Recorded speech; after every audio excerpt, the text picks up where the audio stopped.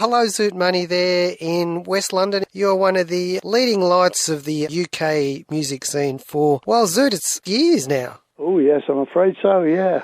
Creaking on here. You were born in Bournemouth? I was indeed, yes. Lovely. I'd like to be going back there, but I don't think that's going to happen. How far is London to Bournemouth? It's only 104 miles away, but that can seem like a lifetime when you're busy in London. I prefer the London life because all life is here. Do you still have family in Bournemouth? No, I've got friends, but not my family, no. Actually, my family, my sister and my brother, one's in Canada and one's in St. Louis, America. So you're the only one who stayed home? Yeah, I am. But their kids are still in England, so loads of nieces and nephews knocking about. Why did they go to the Americas? My sister emigrated with the whole Canadian offer that was made 50 years ago. Made a whole life there. She's retired now, but just lifestyle and, of course, money. Money was a little bit tight around here then, so they emigrated and they've made a really great life for themselves. And my brother went to America because in St. Louis we've got two uncles of mine went to America, whereas my father came to England. So there's a money community, as it were, around St. Louis. What does your brother, or what did he do in St. Louis? The RAF, and then he did some radar and then went into selling radios and things. Now he's retired and he does part-time work in Best Buy. They're huge, aren't they, Best Buy? Yeah, they're all over the bloody place. Did he leave roughly around the same time as your sister? Well, yeah, he was in the RAF as well. He did his national service and then strode out and decided new land, new opportunities and things. He got married here and then they just went over and they stayed. Did very well, several businesses. My eldest sister is not with us anymore. She's the only one that stayed in Hull. You mentioned your parents, they were Italian immigrants. Yes, the money dynasty, as it were, went to Italy about 2 generations back. We were English, and then my great-grandfather, he moved to Italy, to Geneva. The idea was to work in the embassy or somewhere there, but in fact he became a banker.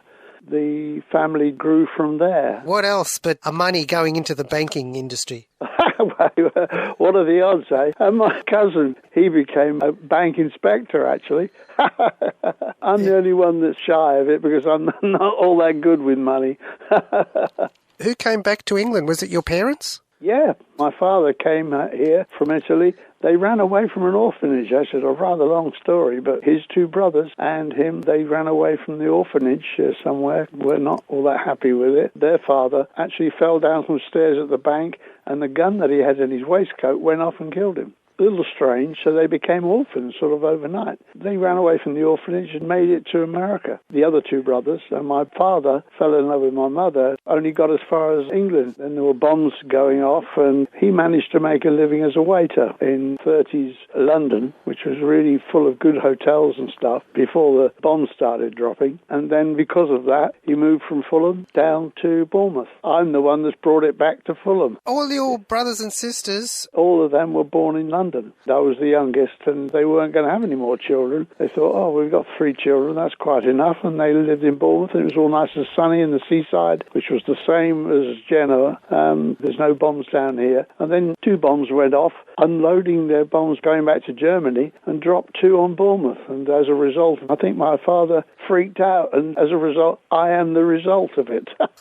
Germans are just getting rid of bombs on their way back. Zoot, when did you first get interested in music then? Well, sort of straight away, really, at school. My eldest sister was municipal orchestra lead violinist, and my other sister played piano and sings, and music was all over the place in our house. And I started playing at school. I was in the choir, both choirs, and then I was in the orchestra as a French horn player. The only French horn player in the schools of that town, actually. What made you pick up the French? Was that your first instrument? I just loved the sound of it. I just loved it. I was listening to Guy Mitchell records and it turned me on. I thought, I just love the sound of the French horn. I still do. I'm completely freaked out. I even use it on my keyboards. I use that soft horn sound. I use that. And in the school, nobody had played the French horn. Everyone went for all the other instruments. And he said, we've only got one left. How would you like? I said, that would be great. Let's have a go. I was warned that it was the most difficult instrument, but it didn't really deter me. And off I went and eventually played in the orchestra, of course,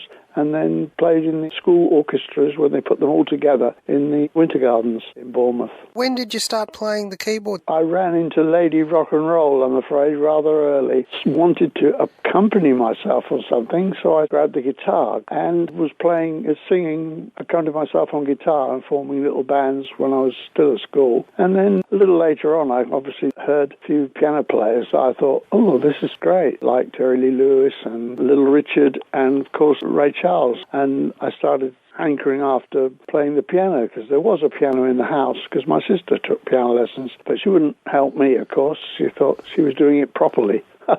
So I just did it all by ear. The kind of music I was listening to, she had no interest in at all. I had a piano player who I'm still friends with now and still sits in with me now, Al Kirtley. He's got a blog on Google or whatever it is. He was playing all the stuff that I wanted to play, and then he decided to go and work in a bank. Within about a year, he said, I can't be doing this music business, it's crazy. Taught me a few things, and I went on from there. So from the age of about 19, I was teaching myself or picking up, just doing everything by ear. About 21, I bought an organ when I formed the Big Roll Band in Bournemouth, so I got turned on to the whole Hammond thing. You must have had a bit of entrepreneurial skill to get a band together too, Zoot. Well, I just wanted to play this music that nobody seemed to do, and I was getting obscure records from a friend of mine in a record shop, and these singles from Brunswick and Columbia that were coming across, not race records, but the black artists had recorded, were given a chance to do one record and to see if it was a hit, and I was getting my friend to order them. I didn't buy them. I took them home. I listened to them and learned things from them. And I got turned on to Arthur Alexander, Ernie K. Doe, Jerry Butler, all sorts of obscure black artists. This was before I actually got well into Ray Charles. I was seeking out a different kind of expression, really. That's what I was looking for. As a result, I started playing the way I played. I'm frightened of it now. I see somebody's name in the paper recommended these are the new young things, as it were. So I obviously Google them up just to listen. And it's frightening how quickly you can bring records out, and then within a couple of months, you have to bring out another one. It's incredible. Those days, back then, the whole act of achieving a record contract was a whole lot harder to do. So you really put your heart and soul into making sure that whatever you recorded was as high a quality as you possibly could do. I don't think they're quite that fastidious now about making records, the younger generation. Because it's so easy, they can smack it out pretty quickly now and discard it if it doesn't sell. You know what I mean? First, where did the roll band name come from? I misheard Chuck Berry singing, "Someday you'll be the leader of a big old band." I thought he said big roll band. I thought, oh, that's quite interesting. It was more akin to the 40s, rather to roll rather than to rock. And I thought, oh, that's good. And we just named the band after that. My own name, Zoot, was because I went to see Zoot Sims when I was quite young. My brother took me to the Jazz at the Philharmonic, and there were 4 fantastic saxophone players there. And Zoot Sims was one of them. Al Connett, Zoot Sims, Ronnie Scott, Tubby Hayes, they were all on that show. I went, blimey, we've got to have a saxophone in this band. It had only been like a skiffle-type band before that. That's when I was still playing guitar. So we've got to have a saxophone here. I kept blithering on about, we've got to have a saxophone, we've got to have a saxophone. And the guy who played the guitar with me, he's putting the advert in the local paper, and he went, Zoot, that's great. If you put Zoot Money, people will look at that and they'll go, must go and see that. Yeah, but we've got to get a saxophone. Yeah, okay, put in whatever you like. He put it in the paper and it's been stuck with me ever since. The thing is, it means to be fashionable or stylish. It was a 40s bebop phrase. That's where you got the name of the Zoot Suits from. But they used it in jazz to say if you were hip or you were up to date, they called you a Zoot. I hope we go on to discuss this. Is it Jeff St. John who was in the ID? Yes, the Id. They recorded Big Tom Operator. Jeff St. John and the Id. He's in a wheelchair now, isn't he? I think when he was only a few months old, he got spina bifida. Yeah, well, he was standing up on one of the videos that they made back then, and people keep putting it on the internet as being me, as a Big Roll Band, because he sort of took the arrangement that we did and had a hit with it down there, I understand. They still play it on the radio. He's done a good version, it's great. The thing is, they put it on the YouTube, And I keep writing to them and saying, you put my name under it, but that's not me. I wasn't that good looking at the time, but he's still out there. He's got a fantastic voice. Brilliant voice. A bit unfair that they're putting my name to it on YouTube, and in fact, it's not me. So we must clear that up for everybody listening on Australian radio. Nothing to do with me. I didn't do it. And I've written to them to say he deserves the credit for it. I mean, that's him. In Australia, everybody knows the Jeff St. John version. Yeah, that's right. I don't think your version was a hit here. That's right. In those days,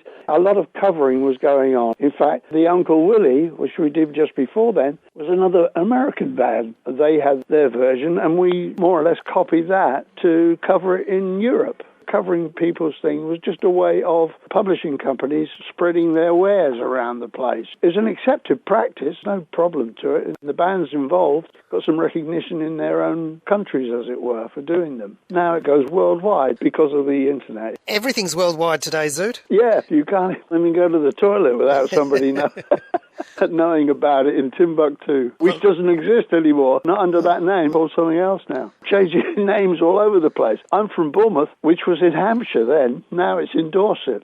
Work that one out. So you formed the Big Roll Band in Bournemouth, and obviously you become too big for Bournemouth and go to London. Is that the story? That's right. Well, I formed it and then did some work all around the Bournemouth area. And then I got the offer to join Alexis Korner in London on my own. So I took it because there wasn't enough real work in Bournemouth and surrounding areas for us. The music business was very heavily around that time in the south of England, and most of England was really controlled by the MU, Musicians Union, and non-union bands, although I was a member of the union, non-union bands, as it were, that were doing sort of itinerary work, rock and roll bands and skiffle bands or whatever, weren't necessarily being given the chance to work in larger halls. As it was, Alexis Korner, I'd been listening to his records, his EPs and stuff, and I was a fan, and his manager came down to Bournemouth and saw me playing in a club, said he's looking for a singer and an organist at the same time, because Herbie Goings was leaving to go into the forces. Graham Bond was leaving. I believe he had Graham Bond with him at the time. He's going to set up his own band.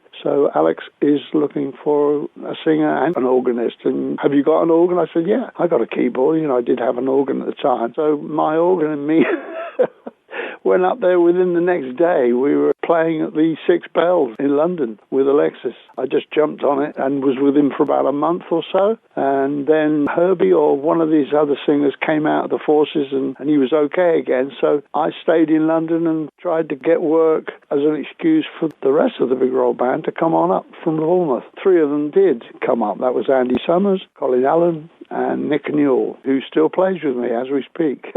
Yes, and of course Andy Summers, he went to join the police force, didn't he? Oh, yeah, that's right. Andy went on to become the pop star he always wanted to be, and good luck to him. I'm still in contact. He's in good shape at the moment. He's doing actually what he really wanted to do all along, Andy. He's in Brazil as we speak, doing jazz festivals. He just goes places and works with some incredible players. He's just promoting his 14th album now, his 14th solo album. Really, really out there. Wonderful. The rest of the band come and join you, and then how did you establish a reputation? Yeah, I did the Alexis thing, and then I got pretty lucky. Somebody called Bob Hind turned up to the gig and said, I'm going to work for the Rick Gunnell agency, and I was wondering, do you want a manager? So he became part of the band. We split everything, and within the 4 or 5 of us became joint owners of the venture, as it were. Tried for different bass players. Got a bass player, but it was obvious that Paul Williams, who was just happened to be singing with me in the Westminster 5, that was another itinerant band I did just in between times before I could get gigs for the Big Roll Band. I was in the Westminster 5, and Paul was the singer in that. And we just got on, socially we got on, and music, we liked the same stuff. I rode him in to play bass and to sing. Andy Summers taught him a bit of bass,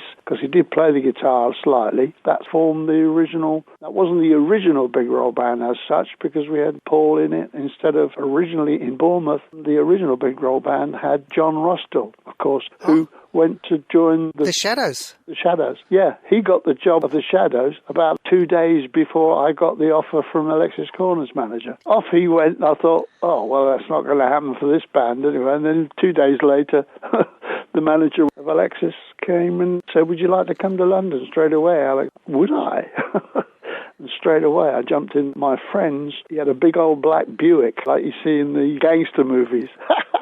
So we got the organ in the back of that and my suitcase, and off I went. Once we'd got a few gigs coming in via the Gummel agency, of course it was more viable for us to play the flamenco, which is what we always wanted to do, and we virtually took over from Georgie Fame there, because he was, by that time, getting airplay and single off the ground and was moved up into playing Mecca ballrooms and bigger places, bigger clubs and things, because he had a hit on his hands. As a result of it, we got more and more work at the flamenco and the other soul-type places that were springing up all over England. And we became the band that, as we used to call it, the Muck and Bullets Brigade. We went in there to break the ice and play this rhythm and blues thing to people who liked the records, but they didn't have any bands that they could listen to that would do it. There were exceptions. There were good bands dotted around the country, Big Six in Glasgow, and there was a couple of bands in Manchester that were doing it. But for the most part, they were guitar bands trying to do it,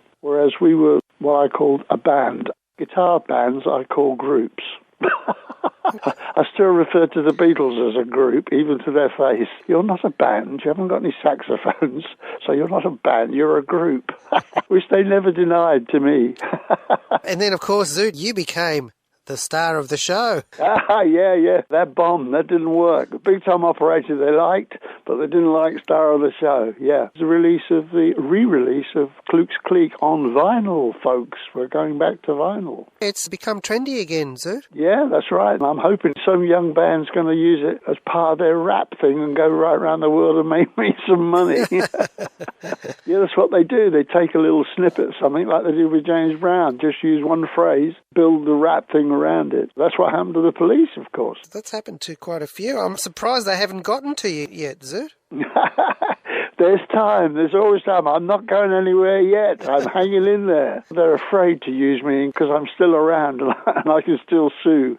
It wouldn't bother me at all. It's a way of continuing your music, really. We should be grateful that somebody wants to use something you did and sort of extend it or whatever. I'd like them to do it with something I'd written, though. My favourite period in music, Zoot, is the Sgt. Pepper era, 67, 68. Very, very fruitful time here. I thought this was an album from the 1960s. Well, it was recorded in the 60s, but it never came out except one single, and I just love this album. I even like, because I'm not a big instrumental fan, I love the instrumentals. Soma, S-O-M-A, which is a Greek word to mean the body. Soma, yeah, that's right. That was Andy's first forays into yoga and stuff. Studied sitar with, I forget his name, Namara, I forget his name now. Quite well known as a sitar teacher. And he helped Andy to play sitar. And as a result of it, Andy went, George Harrison's doing it, let's do it properly. And there we were, recording with it. I played bass on that, by the way. Very weirdly, yeah. All of a sudden, you're the roll band, and then, are you playing gigs as... Dantalian's chariot. Yeah, Dantalian is 121st spirit of Solomon. He used to consult with spirits, Solomon. It's in the Bible and all that. What happened to his girlfriend, Sheba? I don't know. She was too friendly with one of his spirits. I'm not sure. He didn't consult her. She probably complained bitterly. That's why we use it, because we were all into the alternative lifestyle thing at the time, just moving with the times, really, with what people were up to, including drugs and all the rest of it. Yeah, we just fell into all of that. Well, we're just part of that scene, really. You recorded an album's worth of material, but it never showed up until the late 90s. No, that's because Madman Running Through the Fields, really, they only took that single. They said, you do an album, but they were too straight. CBS were too straight. They couldn't see how we would change virtually overnight, as far as they were concerned, how we could change from one thing to another. So they just poo-pooed the whole idea of us doing a quartet thing, writing all our own songs and stuff. I mean, we did it for strong musical reasons as we did it for business reasons. Everyone was writing their own stuff, so we wanted to show that we were creative as well. We weren't just copying blues and jazz and stuff. We wanted to show that we could write as well, so we did do. And they put the single out, but they wouldn't the album. So I found the album in someone's collection, a quarter-inch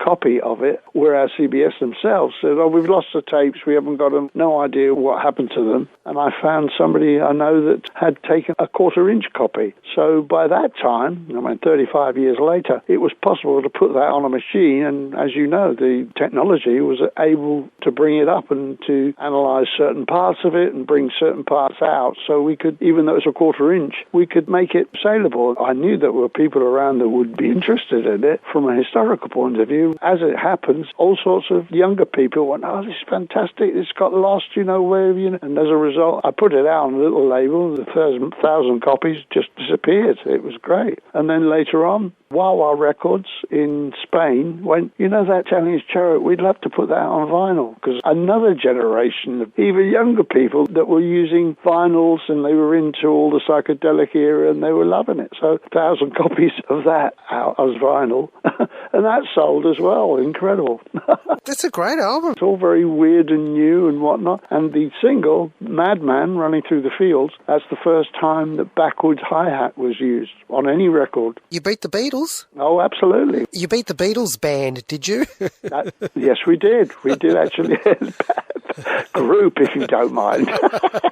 Madman Running Through the Fields. I wrote that with Andy Summers, yeah. Yeah, it was about how I was feeling about the music business at the time, really. Everybody was calling this guy mad because he suddenly wanted to express himself, and that was basically me, really. But they called me, where's he gone now? What is he doing now? He had a successful thing going, and he's just changed. I hadn't changed. I just wanted to write something that related to what people were experiencing at the time. And as a result of it, the single is very revered amongst the first psychedelic people. Still gets played and gets used as an indication of where the music was going at that time. In that sense, it's got its own little historical place, really. And a lot of compilations have featured it too. And I think Zoot, we were talking about rappers and DJs, that is the perfect song for them to use. Tell them about it, but not necessarily Kanye, because he'll say he wrote it.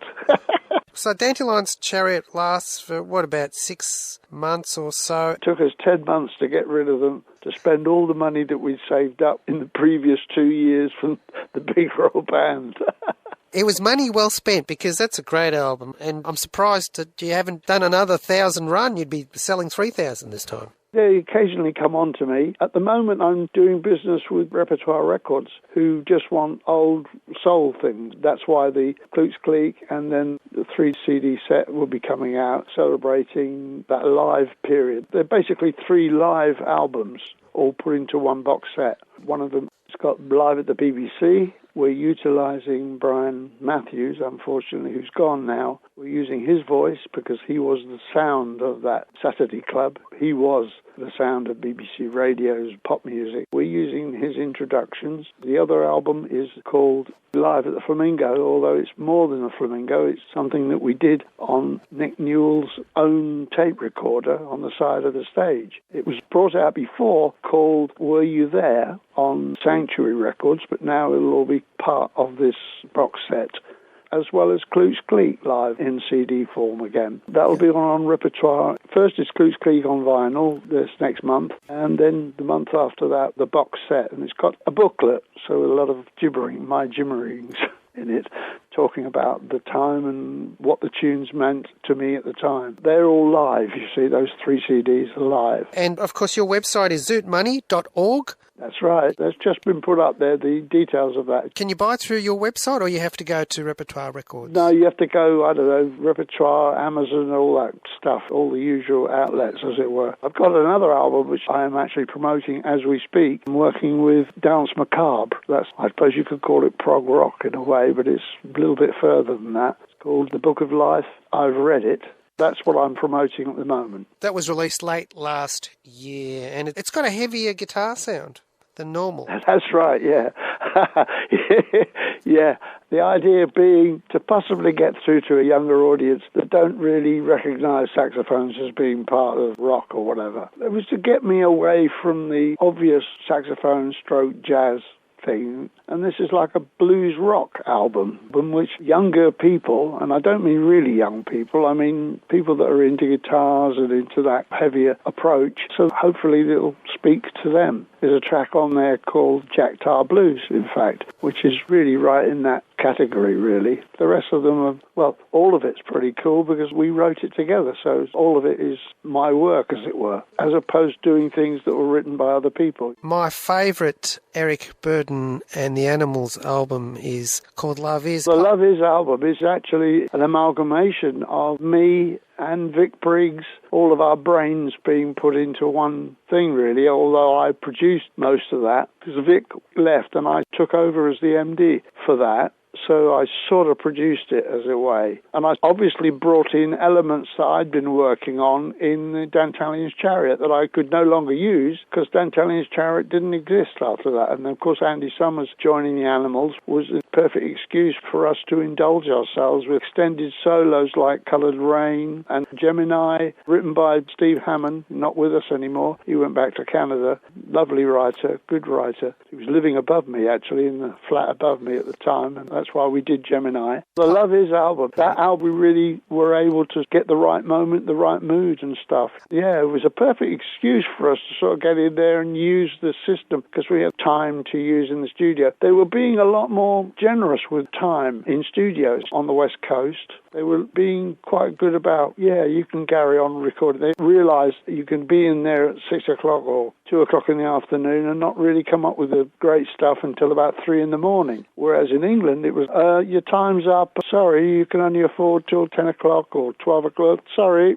Everybody out. You have to come back and do that tomorrow. Whereas in the West Coast at that time, you wanted to go on till 3 in the morning. That's okay by them. Realised that that's how creativity works. Zoot, I just want to ask, Transition and Welcome to My Head, are they available on CD? I don't think so, no, not anymore. I think you have to go to eBay or somewhere, or maybe Amazon, I don't know. Love Is was Eric's last album with the Animals. Yeah, at the time, when Vic was in amongst it, and I was going to be taking over, they were the New Animals. Of course, when I turned up, I started calling it the New Animals because Johnny Weeder was only in it for 2 minutes and he was out. I was a bit pissed off with that, actually. But Johnny Weeder left to become a great session man now. He's comparable to, what's his name, the guitarist with Chris Fowler. Does a lot of session work on violin for Dolly Parton and all sorts of people. Johnny Weeder, lovely man, great. And we had him and Andy Summers alternating on bass and guitar, really, just taking it in turns. So it became the New Animals. It changed in its thing. Anyway, and after that, he fell in love with War. Eric went off to a couple of their gigs, and that was it, really. He just curtailed it all. We came back from Japan after having to leave all our equipment there because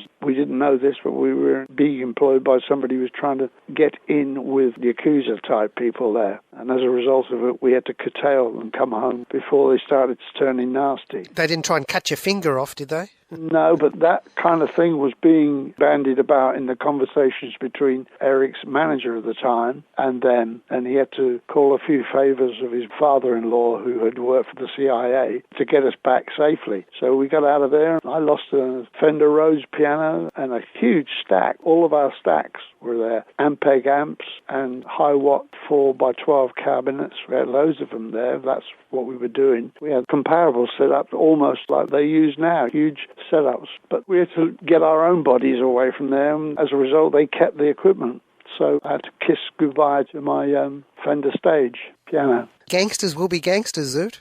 Well, I'm afraid, yeah. They were across the road from the hotel waiting with baseball bats and all that kind of stuff. Oh, dear. Waiting for Mr. Big to say, right, do them now and all that. Don't let them leave. And we just jumped in the cars and just went to the airport.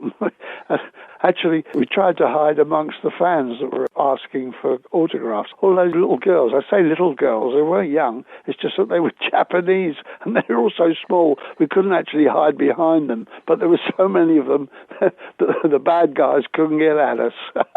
You're here, so you live to tell the tale there, Zoot. Oh, that's right. You can always hire another piano. You can always do that. In the 70s, you're playing with a lot of bands. There's one I want to mention. The first album was produced by a guy called Roger Daltrey. I don't know him as a producer. The band was called Alice, and that was Steve Alice who sang for The Love Affair. He's still out on his own with the 60s tours now. Yeah, those two albums, they were great. That was through a very hairy period of mine.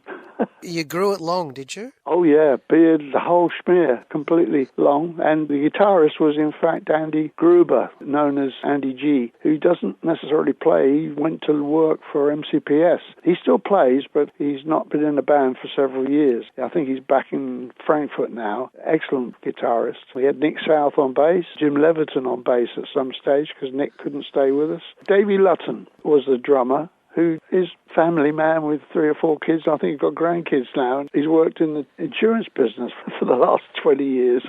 Incredible. Yet when you look at him, long-haired and lunatic, you think that guy will never get a proper job. And he did? Yeah, he did. He's doing better than most of us for a regular wage. I looked high and low, and thanks to the blogosphere, as they call it, I finally found Mr. Money, and you were signed to Paul McCartney's company. Yeah, just for the one record, yeah. I've been listening to it. It's a disco album. That's right. It's a couple of things, and I just sort of really modernised things. He phoned me up. You know, I didn't know them all, although we didn't live in each other's pockets for obvious reasons. He's got a much more busy lifestyle than me, but I was filming. I was doing some acting at the time, and the film of Porridge that comes around every Christmas over here, I was playing a little part in that, and I was down in Chelmsford, and I got a call came through, and the bloke says, there's a bloke saying he's Paul McCartney, he wants to talk to you. And I said, yeah, right, okay, this is possible. So it wasn't hoaxed. Of course, Paul said, do you want to record an album? He said, I've just bought 2 or 3 publishing companies, big companies, Morris Agency, that had up to 700 really great historical songs, all sorts of things. Autumn Leaves, several musicals, including the one about Superman, all sorts of things he'd just bought because he fancied them, and now he was in a position to buy these things. And he said, I can't do them. Do you want to do an album using these songs? Because that's of an era that you remember. He said, do what you like with them. He didn't put any onus on me at all. And I said, well, that sounds like good. I said, can I put some of my own on? He went, yeah, sure. Yeah, obviously. Do whatever you want. So I did about 6 of his and 4 of things I'd either written, a couple of them I'd written, and a couple of things I think that should be recorded, tunes that I was interested in. As a result, I did that album. There were no restrictions. It was great. All he wanted to do was hear me play the piano and sing into a microphone to say roughly what I was going to do with them. And past that, he just went, yeah, sounds great, get on with it. So it was great. And I rode in Jim Diamond, not with us anymore, unfortunately. He was a good little singer and was friends with me at that point. I wanted someone to produce who knew what a good performance was and who knew when my voice was working and when it wasn't. Because there was a lot of people in the past that produced, inverted commas,